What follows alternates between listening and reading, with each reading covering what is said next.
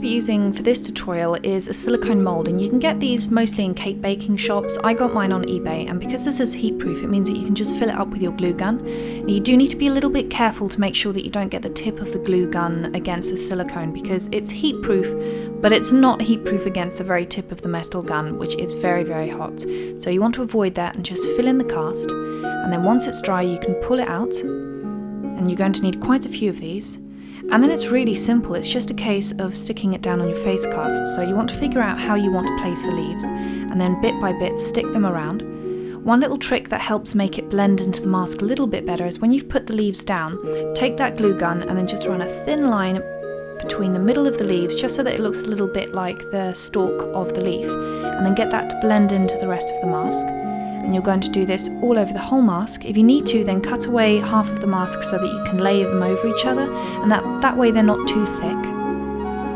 Now when you're doing the eyes, the first thing you want to do is circle the eyes and then put the leaves around it. So give the leaves something to stick on, so a base, and then once you've done that, stick them down one by one and just layer them over the top.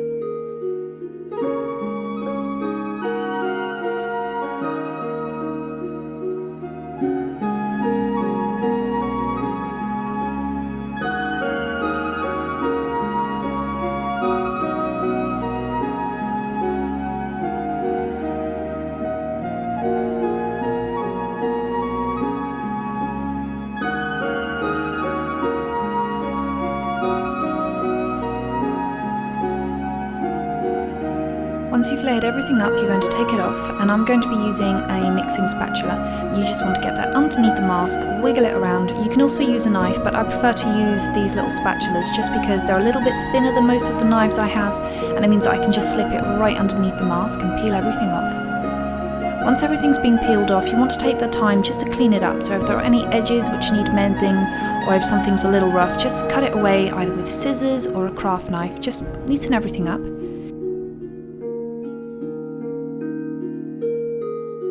Once I've done that, I'm going to give it a green base, so just using an ordinary spray paint, and then right down the middle I'm going to put a little bit of gold, and to make the edges a little more interesting I'm going to be using a nail varnish, and I'm going to be using a copper and a gold and just running that over the very edges.